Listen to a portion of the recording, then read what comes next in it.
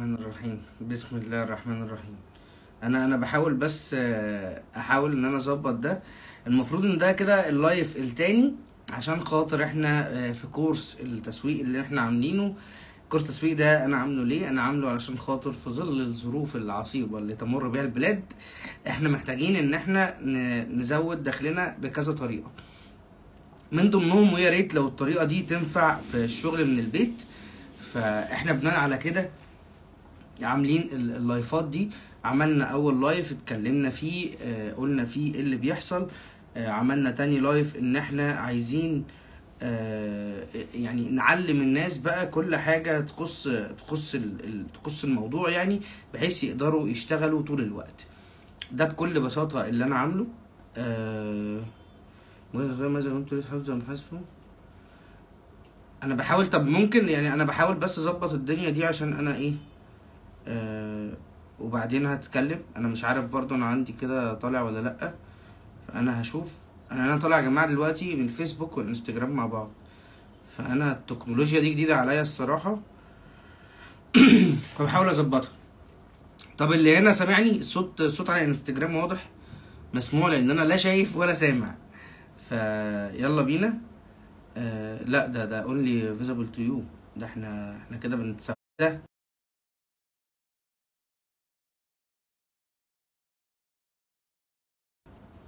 ان احنا عايزين نعلم الناس ازاي تشتغل من البيت. طيب علشان نعمل حاجة زي كده احنا محتاجين ان الناس دي تفهم الاول ازاي تشتغل من البيت، تتعلم حاجة تقدر فعلا تشتغل بيها من البيت. وبناء على كده انا قلت ان اسهل حاجة في الدنيا ان ممكن حد يتعلمها من البيت او يشتغل بيها من البيت هي التسويق بصراحة. فدي اسهل حاجة ممكن حد يتعلمها.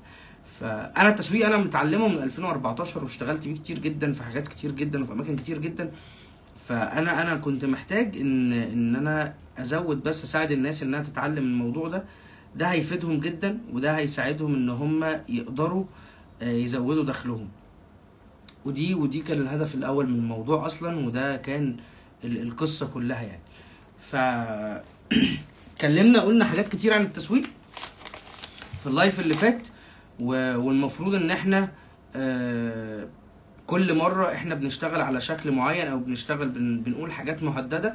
اللايف اللي فات هتلاقوه متسجل سواء هنا على الانستجرام او هنا على صفحة الفيسبوك او كمان نزل على قناة اليوتيوب. الكلام ده كله هتلاقوه متسجل. طب ليه انت بتسيبه متسجل ما بتمسحوش؟ مع ان دي المفروض اسرار شغل وحاجات كده، بس هي من الاول في الاخر انا كورس تسويق الكتروني عشان خاطر الناس تقدر تشتغل من البيت من اي مكان وفي اي مكان ولاي حد. احنا اتكلمنا الجزء اللي فات، اتكلمنا في الفيديو اللي فات عن اساسيات الموضوع والموضوع جه ازاي. النهارده احنا بنتكلم في موضوع تاني خالص. احنا بنتكلم عن ازاي ننجز ده او ازاي نكمل الشغل. احنا خلصنا الجزء اللي فات انا ازاي اتعامل مع البراند وازاي اقدر اتكلم مع البراند وازاي الحاجات دي كلها. الجزء ده في الفيديو هتكلم عن جزء السيجمنتيشن والتارجتنج. يعني ايه؟ يعني انا ببيع لمين. احنا دلوقتي هنتفق بس على حاجتين. اول حاجه الكلاينت ده بتاعي انا، يعني الراجل اللي انا هشتغل معاه. الكاستمر الراجل الاخير او الاند يوزر او العميل في الاخر. تمام؟ عشان بس ايه نبقى كل حاجه واضحه لكل الناس. ده الموضوع يعني بكل بساطه. النهارده احنا هنتكلم عن السيجمنتيشن. ايه هي السيجمنتيشن؟ يعني ايه السيجمنتيشن؟ يعني ايه الكلام ده كله؟ طيب السيجمنتيشن دي يا جماعه يعني انا هستهدف مين الناس اللي انا مطلوب ان انا استهدفها. السيجمنتيشن دي يعني ايه تاني؟ يعني ايه الجمهور اللي انا ببيع له الحاجه او ايه الجمهور اللي انا بقدم له الخدمه دي. داخل طبعا في السيجمنتيشن دي داخل فيها حاجات كتير قوي، زي مثلا الجمهور ده سنه قد ايه، زي مثلا الجمهور ده بيشتغل ايه، زي الجمهور ده بيعمل ايه في حياته، بيروح فين، بيخرج فين، بيشتري من على النت ولا لا. يعني كل السلوك بتاع الجمهور انا محتاج اعرفه علشان اقدر استهدفه كويس. طيب ايه تاني؟ انا محتاج اعرف الفئة دي طريقة حياتها عاملة ازاي، ايه اللايف ستايل بتاعها. لان لو انا عرفت اللايف ستايل بتاعها انا هعرف ازاي استهدفها. ولو عرفت ازاي استهدفها فانا دلوقتي نجحت اوريدي ان انا اخد معاها اكشن او اخليهم على الاقل يشوفوني. ده الموضوع بكل بساطه. انت يعني الناس دايما لما بتيجي تفكر في بيع بيفكروا بياخدوها بانهي منطلق؟ بياخدوها من منطلق ان ايه ما خلاص، ما كده كده العميل لو شاف دي هيشتري. ايوه انت ايش عرفك اصلا العميل هيشوف دي؟ ما العميل بيشوف 80,000 حاجه في اليوم. هي يعني ايه يعني ايه اللي جاب الفكره في دماغك ان هو لا ده لما هيشوف الحاجه بتاعتك هيبقى؟ ايوه مين قالك انه هيشوفها اصلا؟ ان هو مش هيشوفها، ان هو في الاخر مش هيشوفها. انت جبت منين فكره ان هو هيشوفها؟ لا هو مش هيشوفها. انت محتاج بقى تعمل حاجه تخليه يشوفها. يعني هذه الفكره، انت محتاج تعمل حاجه تخليه يشوفها، لان هو انت لو عملت حاجه تخليه يشوفها، ما هو ده الهدف. هو لو شاف وانت عامل الشغل صح، ما هنا انت بتقدر ان انت توجهه، هو هياخد اكشن، هيبيع ولا لا. وده اقوى حاجه. يعني انت اقوى حاجه ان انت تخليه حاجه اسمها الكول تو اكشن، ان انت تخليه ياخد اكشن تجاه الحاجه بتاعتك. الاكشن ده هو بيعمله، سواء بيعمله كبراندنج، سواء بيعمله كجيف اواي، سواء بيعمله كسيلز، بيشتري، بيسال، حتى كاسك. كل الكلام ده مهم جدا، لان الكلام ده هيتبنى عليه بعد كده الجزء بتاع المبيعات كله. طيب احنا كده اتكلمنا في جانب مهم. طيب انا السيجمنتيشن او التارجتنج ده انا بعمله بناء على ايه؟ انا بس الفيسبوك يا جماعه صوتي واضح، والانستجرام المفروض صوتي واضح صح؟ انا المايكات كلها تمام. طيب انا بحدد التارجتنج بناء على ايه؟ التارجتنج ده يعني انا لما هاجي استهدفه مثلا على السوشيال ميديا، انا بحدده بناء على ايه؟ اول حاجه بناء على سن الشخص، سن العميل اللي انا ببيع له، او سن الجمهور اللي انا بستهدفه، سنه من كام لكام. يعني ايه سنه من كام لكام؟ يعني اكيد لو انا بستهدف حاجه شبابي، فانا لازم اعرف السن بالظبط، الرينج الشبابي ده يعني من اول فئه قد ايه، من اول 15 16 18 20 25 30. كل الكلام ده انا بعرف من امتى لامتى، يعني من بدايته ايه ونهايته بتبقى عامله ازاي، او المعظم، يعني معظم الاحوال بتبقى ماشيه الموضوع ازاي. طيب دي اول حاجه. بعرف ايه تاني؟ بعرف الوظيفه، الجوب بتاعته. ليه بعرف الوظيفه بتاعته؟ لما هعرف الوظيفه بتاعته هعرف هل هو عنده القابليه انه يشتري مني الحاجه ولا لا. طيب هو لو عنده القابليه انه يشتري مني، فانا نجحت ان انا اخد معاه اكشن لخطوه جديده. ايا كان بقى القابليه دي، وايا كان هو هيعمل ايه، انا لازم افهم هو بيشتغل فين. لان طبيعي مثلا لو انا هبيع حاجه، يعني انا بحاول افكر معاك، بس انا لو هبيع ايه فين ممكن استهدفه بناء على الوظيفه. مثلا لو انا هبيع خلينا نقول حاجه بناء على الوظيفه. مثلا هقول لك لو انا ببيع ادوات طبيه، يعني ايه؟ يعني بالطو، يعني الحاجات اللي بتستخدموها مثلا طلبه كليه الطب. فانا محتاج اعرف مثلا وظيفته انه كاتب دكتور. تمام؟ ليه كاتب دكتور او بيدرس في كليه الطب؟ لان دي الاستهداف بتاعه. فانا كده قدرت استهدف ده. فبدل ما انا مثلا بعمل اعلان بصرف عليه لكل الناس، لا، ما انا اعمل اعلان بصرف عليه للجزء ده بس. ودي بتبقى حاجه تفيدني ان انا ما بصرفش فلوس كتير في هاسل او في اماكن متعدده بدون سبب. لا، انا دلوقتي بصرف في الجزء اللي هيجيب لي فعلا منه اكشن. طيب ايه تاني؟ الحاله الاجتماعيه يعني هو سنجل، مرتبط، متجوز، خاطب، متجوز بقاله سنين، بقاله سنه، بقاله سنتين، بيحتفل بخطوبته، بيحتفل. لازم افهم برضو انا ببيع لمين. انا بكلمك بس في الحاجات البيزكس اللي انت لازم تفهمها عن العميل بتاعك، لان الحاجات دي يا جماعه اللي بتكون حاجه اسمها الباير بيرسونا. يعني ايه الباير بيرسونا؟ شخصيه العميل اللي انت بتبيع له. اللي هو العميل انهي عميل؟ العميل اللي انت، يعني مثلا انا كلاينت عندك، انا راجل عندي منتج او خدمه ببيعها وجاي لك بقول لك سوق لي. تمام؟ انت لما تيجي تسوق لي، العميل بقى اللي انا ببيع له هو ده. فانت المفروض تعرف عنه كل حاجه، تعرف عنه حاجات كتير قوي في حياته عشان خاطر تقدر تبيع له. بديهيات دي صح؟ طيب خلينا نتكلم ايه تاني. لازم تعرف طبعا المكان بتاعه فين. وفي حاجات بقى يا جماعه، هي حاجات يعني سيكولوجي شويه، يعني نفسيه شويه. تخيل لو انت عارف عنه معتقداته، طرق تفكيره، كتب بيقراها، اماكن بيروحها، بيحضر ندوات ثقافيه ولا لا. كل ما انت بتعرف عنه حاجات، تفاصيل، كل ما بتفهم ازاي تستهدفه بشكل انجح وبشكل اقوى. وده لما بتيجي تحط استهداف الاوبتيمال بتاعك، ده كويس جدا، لان بيخليك انت تبقى عارف لو جالك مثلا 10 او 20 او 50 رساله، فانت عارف دول 50 مهتم بجد. هما بقى حقق منهم قد ايه، ما حققش منهم قد ايه، دي حاجه ممكن نتكلم فيها بعدين. بس انا بتكلم ان هو وانس ان انت قدرت تستهدفه صح، فهو هيجي لك اكشن، دي مسج، هيجي لك كول، هيجي لك اي حاجه من دي. طيب في نقطه مهمه قوي، ودي البنات دايما مشهورين بالجزء ده، او البنات دايما اللي بتحرك الاسواق في الجزء ده يعني. ايه بيحرك مشاعر الشخص عشان خاطر يشتري؟ لازم افهم ده كويس قوي. ايه بيحرك المشاعر الشخص اللي انا ببيع له عشان خاطر اخليه يشتري؟ المشاعر دي اللي هتخليني اقدر احدد. انا مثلا هقولها لك بشكل تاني. انا لو راجل فاتح مطعم وعايز اعمل تسويق للمطعم ده، انا يهمني ايه؟ يهمني ان انت لما تشوف الاعلانات بتاعتي تجوع، دي حاجه.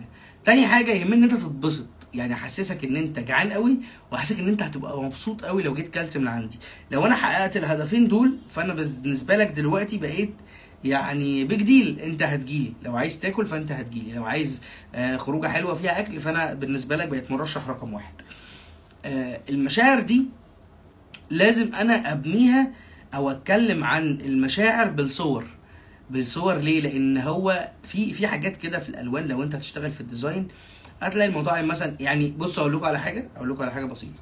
هسيب لكم كده هايلايت، انتوا يعني ذاكروا الحته دي بس، ده هاتوها علم نفس الالوان. بس اكتب علم نفس الالوان هتفهم لو انت اللي هتعمل الديزاين بعد كده. وهقول لك في الكورس برضو ده ازاي تعمل الديزاين بسهوله والدنيا جميله خالص. وهتخليك انت، انا قلت لك من الاول انا هخليك انت شركه دعايه كامله. انت لوحدك قادر ان انت شركه تمسك مثلا لحد 5 و10 كلاينت، ما عندكش مشكله.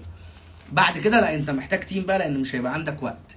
بس هي دي النقطه. وبالتالي انت لو مسكت 2 أو 3 عملاء ده بالنسبه لك كويس، يعني ده بالنسبه لك كدخل زياده على دخلك، ده كويس بصراحه.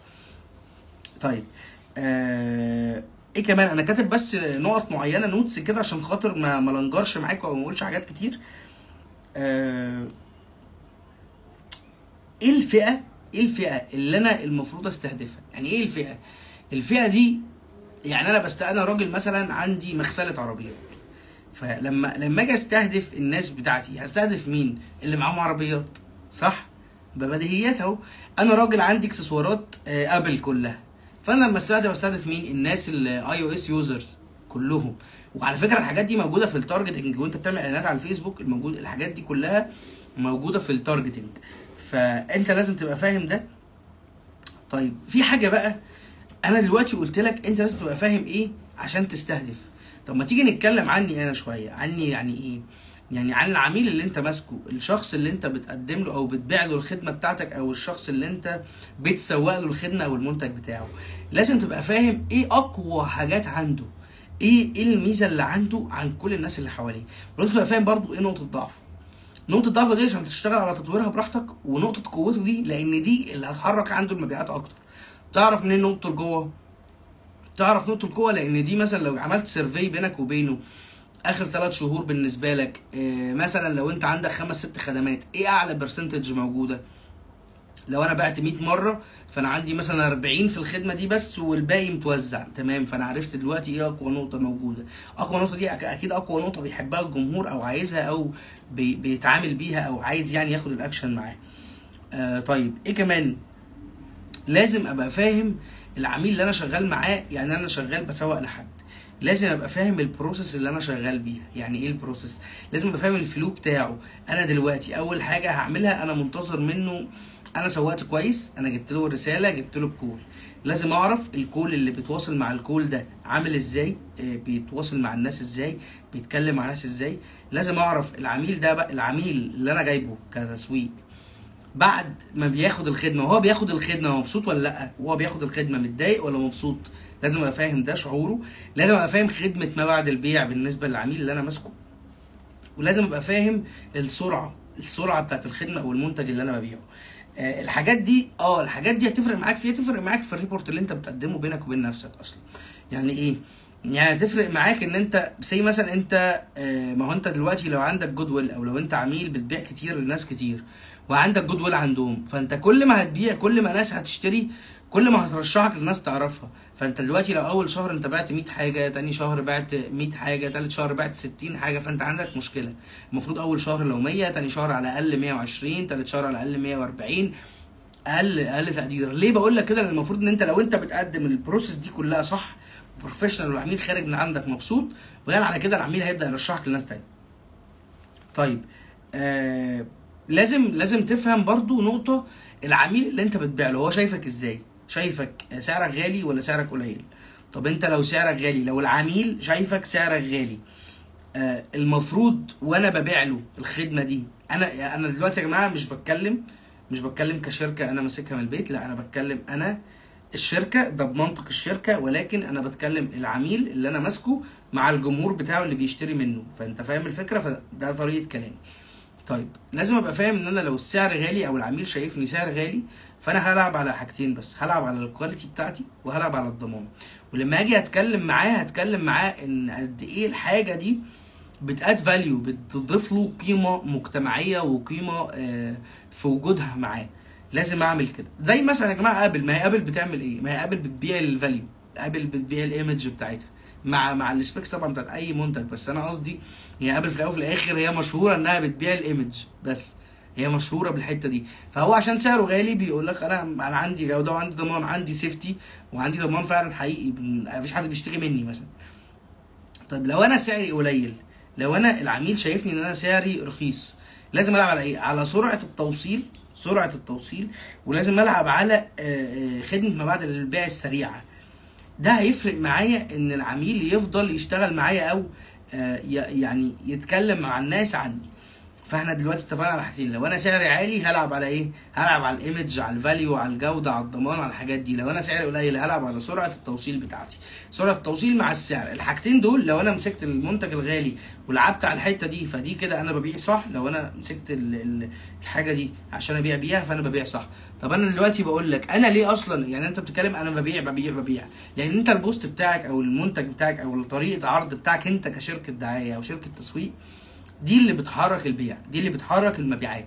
فيعني ايه بتحرك المبيعات؟ يعني انا لما احط الخدمه بتاعتي او المنتج بحطها في بوست كابشن 5 سطور، وهقول لك ليه 5 سطور، انا لازم اوصف فيهم الحته دي. فانا لو سعري قليل او العميل شايفني سعر قليل، لازم العميل احط له نقطه ان احنا نوصل لك على طول، توصيل ببلاش، التوصيل خلال 4-5 ساعات، لازم احط الحاجات دي. طب لو انا سعري عالي، ضمان مدى الحياه، الجوده عندنا ضمان، لو حصل فيها اي حاجه تعالى خد واحده تانية، كل الكلام ده. وفي على فكره في شركات كتير باعت، يعني في شركات، بص الايربودز دي بايربودز اورايمو، تمام؟ اورايمو دي انا اشتريتها ليه او انا جبتها ليه؟ عشان حاجه واحده بس، ايه بقى؟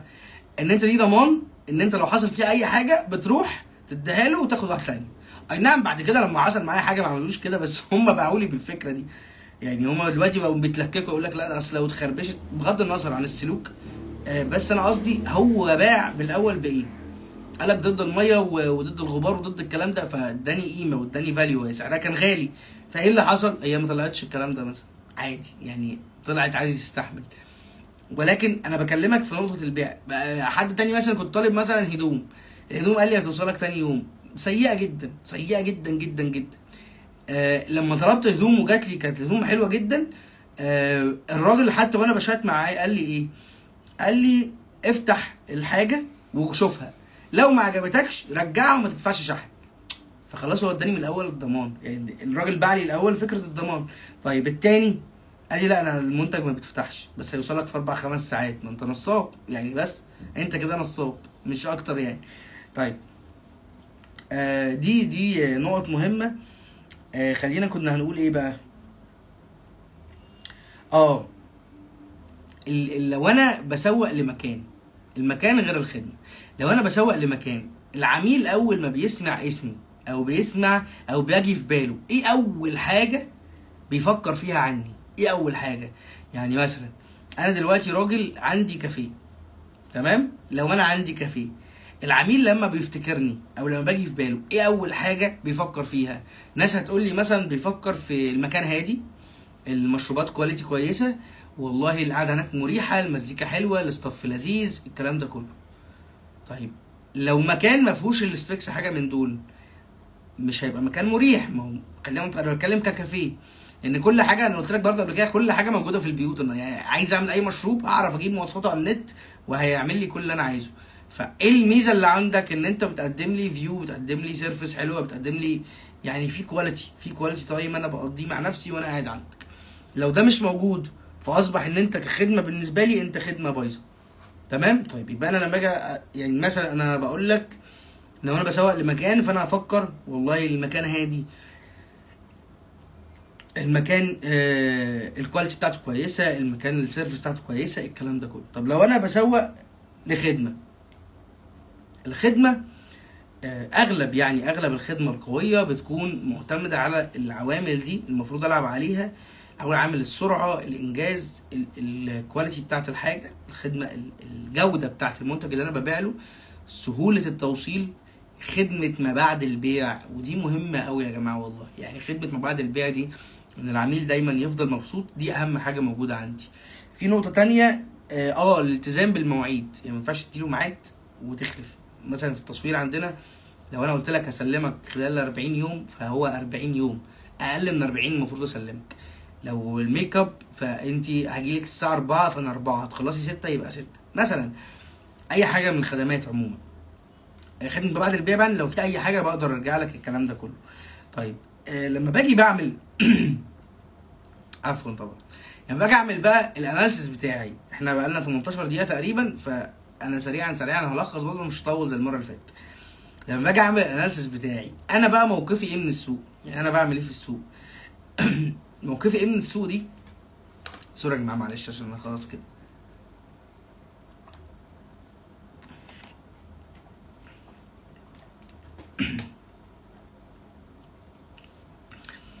عاملين ايه؟ طيب انا لما باجي اعمل اناليسيس او احلل الخدمه او المنتج اللي انا عايزه، خلي بالك الكلام ده كله انت بتعمله مره واحده لاي عميل بتيجي تشتغل معاه. انت كشركه سوشيال ميديا او ايجنسي، لما تيجي تمسك عميل، لو العميل ده مكتبه تصوير مستندات، انت بتعمل الكلام ده مره واحده. اول مره بس، اول ما بيجي بتعمل الريسيرش بتاعك ده، وما بتديلوش اصلا الريسيرش ده عشان انت تعرف تشتغل منه. لما تشتغل منه هتحقق له بيع كتير، فيبان ان انت شغلك كويس. طب هتعرف منين ان انت شغلك كويس؟ اول حاجه هتلاقيه بيجدد معاك بالتعاقد عادي جدا، بيجدد معاك بشكل شهري. تاني حاجه، ولو مش بيجدد معاك معنى كده انت عندك مشكله. تاني حاجه انه هيرشحك لناس مش في نفس المجال، هيرشحك لناس ممكن في مجالات تانية او في نفس المجال ولكن في اماكن مختلفه. طيب انا لما اجي اعمل الاناليسيس ده، بلعب الفكره. يعني في حاجه اسمها السوات اناليسيس. ايه السوات اناليسيس؟ اللي هو انا بقول لك ايه السوات دي، يعني السترينث، نقط القوه اللي عندك. الدبليو يعني الويكنس، الدبليو يعني الويكنس دي يعني نقط الضعف اللي عندك. الاو يعني الاوبورتيونيتيز، يعني الفرص المتاحه عندك. التي يعني الثريدز، التهديدات اللي عندك. طيب دي الفكره العامه. طب انا المفروض اتعامل مع ده ازاي؟ اول حاجه انا المفروض لما اجي اتعامل مع ده، اخد نقط التحدي اللي عندي او نقط الضعف اللي عندي، احولها لفرص. انا لو قدرت افكر بالمنطق ده، ان انا اشوف نقط الضعف فين، واحاول اشوف فرصه جواها ان انا اطلع عليها. لو انا قدرت اعمل كده فانا نجحت في الكامبين اصلا. نفس الكلام التهديدات، لو انا عرفت التهديدات للبيزنس وقدرت اخد منه فرصه. يعني ايه مثلا تهديدات؟ مثلا زي ايه؟ زي ان دلوقتي سعر، مثلا دلوقتي في كساد. يعني ايه كساد؟ يعني الناس مش بتشتري، القدره الشرائيه قلت. ده تهديد. طيب لو انا عايز التهديد ده تهديد للبيزنس بتاعي، فانا محتاج ابيع الخدمه بتاعتي او ابيع الجوده بتاعتي او المنتج بتاعي. لو ابيع المنتج ده تهديد اهو، ان دلوقتي كساد فالناس مش بتشتري. لما هاجي ابيع حاجه زي كده هقول ايه؟ هنبه الناس ان الحاجه دي سعرها هيزيد، فانت دلوقتي احفظ فلوسك في الاصول في الحاجه زي دي حاجه. طب لو انا خدمه هتتقدم، اقدر ان انا احجز للناس السيزون اللي جاي او السنه اللي جايه او الخدمه بتاعتي بعد فتره بنفس سعر دلوقتي. فانا قدرت في الاول وفي الاخر قدرت اعمل ايه؟ انا بعت. وفي نفس الوقت ما هو لو جالي بعد كده ممكن السعر فعلا يتغير وممكن لا. يعني ده التو ويز موجوده. بس يعني انا بكلمك في نقطه اللي هو انا قدرت اعمل ايه. انا قدرت في الاول وفي الاخر قدرت ابيع له. بعت له ازاي؟ تعال نتكلم فيها. بس هي دي المنطق او هي دي الفكره اللي انت المفروض تعملها. ممكن بس طلب بسيط عشان اللايفات دي توصل للناس. ممكن الموجود كده يعمل قلب او يعمل شير او يعمل اي حاجه من دي، يعني يعمل اي عشان الالجوريزم بس تطلع الموضوع ده لاي حد. وانا عامله عشان افيد الناس والله. يعني الكلام ده انا واخد من وقتي ومجهودي وكل ده عشان افيدكم. فيعني حاولوا ان انتوا تساعدوني ان الموضوع ده يوصل للناس اكتر، عشان انا ربنا يكرمني في حاجات تانية كتير. طيب شكرا جدا على اللي انتوا هتعملوه، وشكرا على الشيرز واللافات وكل حاجه انتوا بتعملوها. انا مش شايف الصراحه بس انا واصلني يعني. المهم قلنا ايه؟ لو انا مثلا رحت خدت تهديد زي ده ولعبت طلعت منه فرصه زي دي، فانا على فكره الكلام ده لسه مطلعه من دماغي دلوقتي يعني. لو انت لعبت على فرصه زي دي فانت ممكن تجيب تنفع معاك يعني تحقق بيها نفع كويس قوي. طيب في طريقه تانية مكتوب ايه، انا كاتب بس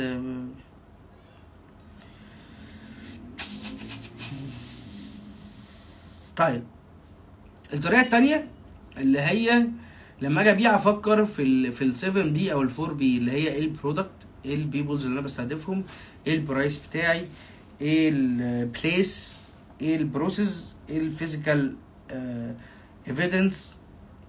خليني اشرح لك حاجه حاجه بكل بساطه. ايه يعني انا عملت سوات اناليسيس للبيزنس نفسه. تعال نمسك بقى الخدمه والمنتج. اول حاجه لازم اعرف ايه الخدمه والمنتج ده، سعره قد ايه. شكرا على اللايكات، سعره قد ايه. انا لازم اطلع اقول كبسوا يعني عشان خاطر تعملوا لايكات. تعملوا يا جماعه، يعملوا لايكات ولفات وعادي كده. انت ما انا هستفيد وانت هتستفيد وغيرك هيستفيد. انا عامل ده عشان انا افيدك، فربنا يكرمني في حاجه، انت فيد غيرك ربنا يكرمك في حاجه. دايره وبتلف. طيب يلا نكمل. انا عملت الاناليسيس من شويه لمين، اللي هو سوات اناليسيس بعمله للبيزنس ككل. طيب لما اجي اعمل بقى الاناليسيس التاني بتاع المنتج اللي هو 7 بي مثلا او ال 4 بي، بشوف سعر ايه المنتج سعره ايه، بشوف الفلوس البادجت بتاعتي اللي انا هعمل لها كامبين او البروموشنز بتاعتي بكام، هشوف المكان اللي انا هبيع فيه او المكان اللي انا هستهدفه فين، البروسيس بتاعتي او مين الشخص الاول، مين الناس اللي انا عايزها اللي هي الباير بيرسونا اللي اتكلمنا فيها في اول الفيديو.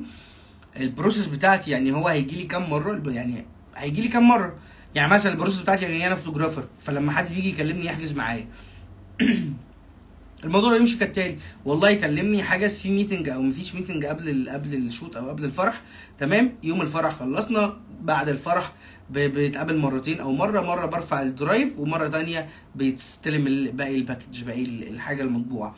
ده كده البروسيس اهو.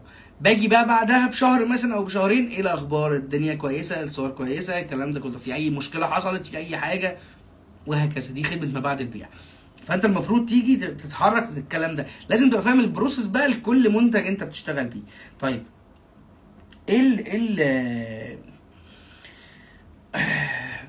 ايه الفيزيكال ايفيدنس. يعني الادله الماديه. ايه الادله الماديه دي؟ عشان دي مهمه قوي الصراحه. ايه الحاجات اللي هتزود ثقه الناس فيك؟ يعني ايه الحاجات اللي هتزود ثقه الناس فيك فيخلوهم يشتروا منك، فيخلي الناس يعني تشتري منك وهي مش متضايقه، وتزود فكره البيع عندهم ان هم كده الاضاءه احسن بتهيألي ماشي، وتخليهم يعني لما يشتروا منك يبقى سهل ان هم يشتروا، مش خايفين، مش مقلقين، مش من الكلام ده. انتوا عارفين ان ده اصلا معظم الستارت ابس او معظم الناس دلوقتي بتبيع حاجه بتعمل كده اوتوماتيك. عارفين ده ايه اصلا؟ الانفلونسرز. انت لما تبعت جيفت الانفلونسر، والانفلونسر بيجرب او بيشوف ايا كان بقى، هو بيجرب ولا ما بيجربش، بس انا بقول لك الفكره. هو بيشوف ده ويطلع يقول للناس والله ده حلو وجميل ومسكر وكريمه. الحلو والجميل ومسكر وكريمه، فانت واثق فيه، فخلاص هو الكريمه راحت للناس. ودلوقتي دي ادله ان الناس المنتج كويس، فالناس تشتري من الخدمه او من المنتج ده. فدي نقطه ممكن تحصل. ايه كمان من الادله ايه كمان من الادله. ممكن يا جماعه معلش ممكن تعملوا قلوب من فضلكم، ممكن كفايه لايكات كده، تعملوا القلوب الحلوه دي، ممكن اللي هي الحمراء الجميله دي. يلا ممكن شاطرين. طيب ايه كمان لما اجي اعملها الادله دي حاجه زي العينات المجانيه. مش بتخش كده في كارفور وفتح الله والحاجات دي، بتلاقي ان في اشرز بيدوقك دوق الجبنه مش عارف ايه، دوق كذا دوق كذا دوق كذا. الحاجات دي كلها ايه؟ ما دي عينات مجانيه. العينات المجانيه دي يخليك تعرف المنتج فهتشتري منه بعد كده. هو مش خسران، انت هو الراجل ده مش خسران، بس هو ده نوع من انواع التسويق الحلو قوي. لان انت لو دقت الجبنه دي والجبنه دي عجبتك وحلوه قوي، ما انت هتشتري منها وهتقول لي بقى الناس كلها ده انا شفت جبنه مش عارف فين وجامده ومش حاجات من دي. دي الادله الادله الماديه. طيب ايه كمان؟ الشهادات. المنتج بتاعي واخد شهادات 1 2 3 4، المنتج بتاعي الناس عارفاه 1 2 3 4. الحاجات دي كلها برضو بتعزز الثقه بتاعه العميل في المنتج بتاعك. الضمان، بتنزل معارض ولا ما بتنزلش؟ ما معنى ان انت بتنزل معارض ان انت ورقك كله سليم، ان انت عندك وجود فعلا وقوي في السوق. يعني تخيل معايا انا راجل ببيع منتج او ببيع خدمه، خليني ببيع منتج دي وبنزل معارض كتير. معنى كده ايه؟ معنى كده ان انا راجل متواجد والمعرض ده مش هينزل اي حد برضه. فانا راجل دلوقتي مكاني موزون.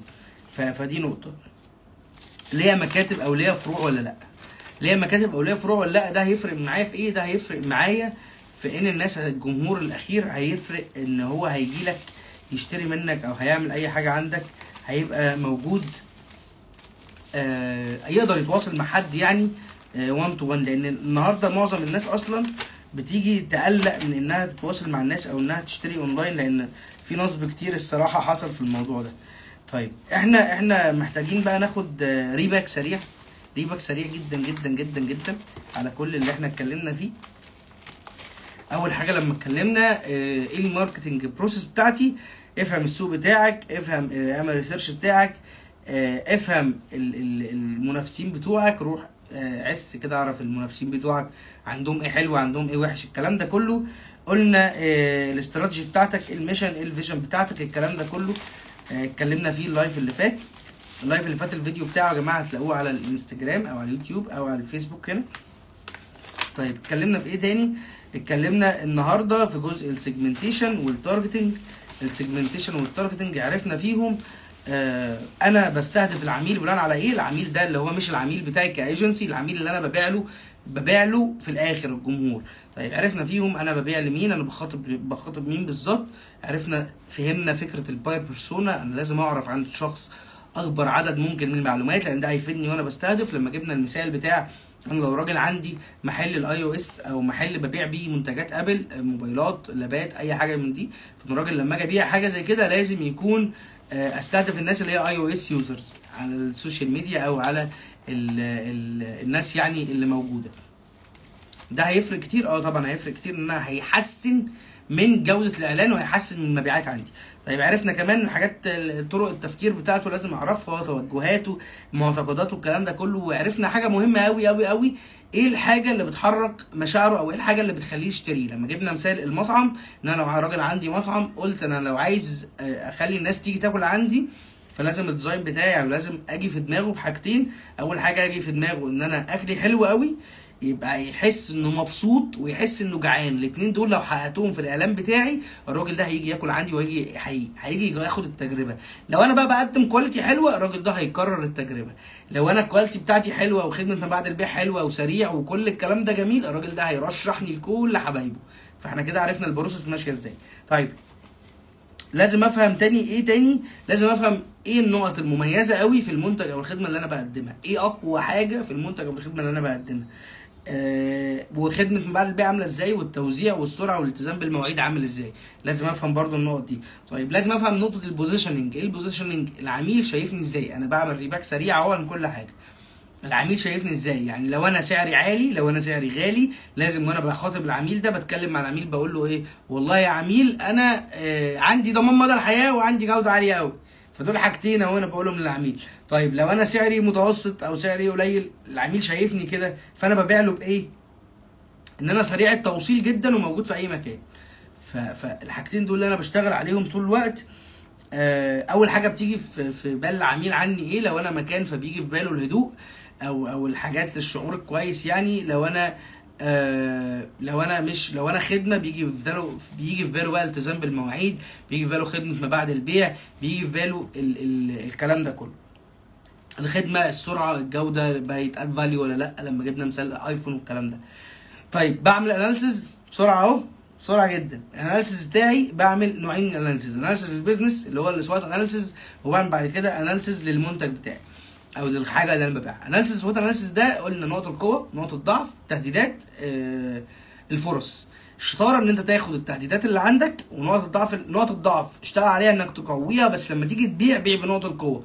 نقط القوه هتعظم البيع بتاعك وهتعظم ارباحك.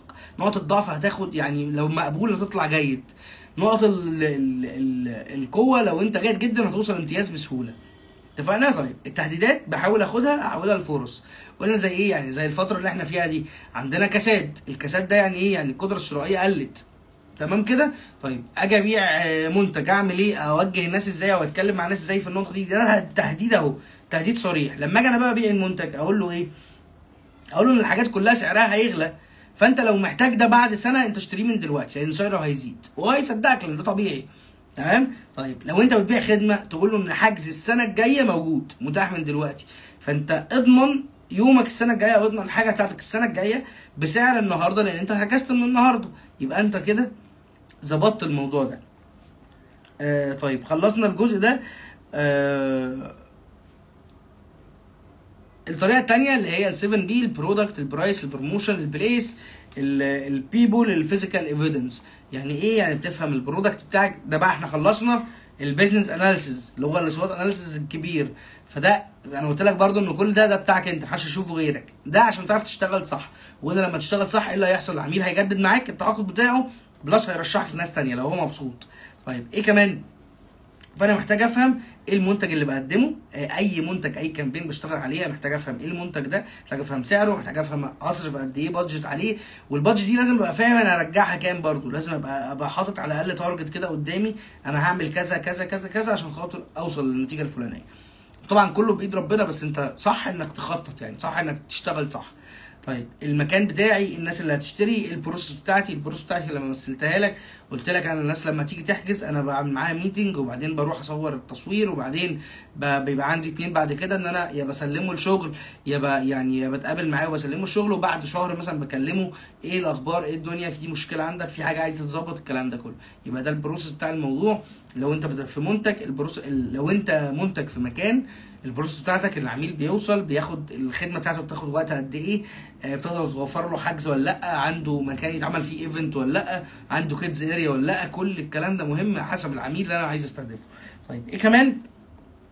العناصر الماديه او العينات الماديه، زي الشهادات، زي الانفلونسرز لما يوصل لهم هدايا من المنتج بتاعك او الخدمه بتاعتك، وبيبقوا عايزين ان هم بيعززوا الثقه بتاعت العميل عندك. يعني بيقول للعميل والله ده المنتج ده حلو جدا، ازازه الميه دي جميله قوي، فازازه الميه دي ويشربها قدامك وكل الكلام ده. لو قال كده ما الناس واثقه فيه، فهتثق في المنتج، فهياخدوه ده قريب او يتفاعلوا معاك بشكل اقوى او اسرع. طيب ايه كمان؟ لازم بقى تختار اكيد اكيد اكيد، يعني نقطه بس مهمه. لو انا بختار راجل انفلونسر عشان خاطر ابيع المنتج ده، تمام، لما هاجي اختار لازم اختار الراجل اللي عنده جمهور بنفس الفئه، صح؟ يعني انا ما اروحش مثلا لولد واديله اقول له خد اعمل لي كامبين على حاجات ميك اب. مش طبيعي، مش طبيعي خالص، صح؟ مش هينفع اروح لواحد سنجل واقول له اعمل لي كامبين او اعمل لي دعايه لمكاني انا بعمل فيه ديتس، او المكان بتاعي يصلح للكابلز والكلام ده. انا مالي وانا سنجل، انا هعرف منين؟ فاهم الفكره؟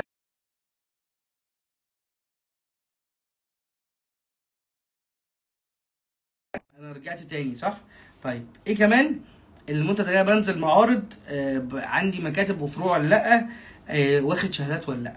الحاجات دي كلها بتضمن الجوده وبتضمن حاجات كتير. اللايف الجاي يعتبر اهم لايف موجود، انا رجعت لك اهو في كل حاجه، في كل حاجه حرفيا. اللايف الجاي لايف مهم جدا جدا جدا. هتلاقي فيه حاجات كتير بقى جوه الموضوع قوي. هنعمل بلان مع بعض واحده واحده. عايز طالب بس منكم انتوا تكتبوا لي كده كومنتات، عايزين مثلا لو انت يعني ده العميل بتاعك في الاول وفي الاخر، عرفني مين الناس اللي حواليك اللي انت هتمسك لها شغل، او اللي انت تستهدف انك تمسك لها شغل. دكتور، صيدليه، سوبر ماركت، مكتبه، ايا كان، شركه، ايا كان الحاجه ايه، منتجات هاند ميد، الكلام ده، ايا كان الحاجه ايه. شوف الحاجه دي، شوف اديني هنت بس، ابعت لي مسج، اكتب لي كومنت، اي حاجه من دي. وانس انك عملت كده انا هفهم انت عايز ايه، وهنعمل بلان لكل حاجه مع بعض. هقول لك البلان بالظبط. يعني انا عندي كذا بلان ممكن اتكلم معاك فيهم، بس انا عايز حاجات تكون جراوندد بالنسبه لك تقدر تشغلك. شكرا جدا ليكم، اتمنى يكون وقت لذيذ خفيف النهارده، ما طولناش وقلنا كل حاجه اهو عشان خاطر الناس. طلب يبيع ليكم كل الناس اللي وصلت معانا، انتوا اجدع ناس في الدنيا، ممكن تعملوا رياكت على الفيديو، وممكن تشيروه في للناس اللي انتوا حابين يستفيدوا. شيروه للناس اللي عايزه بتدور على شغل او عايزه تحسن دخلها وهم في البيت، والموضوع ده هيفرق جدا مع البنات بشكل اكبر يعني. شكرا لكم، اتمنى اكون كنت ضيف خفيف لطيف عليكم، واشوفكم في فيديو تاني جاي. نقفل بقى فيسبوك، وشكرا لاخواتي على الانستجرام. انا ما شفتش اي حاجه الصراحه، ولا كومنت شفته، فيلا باي باي.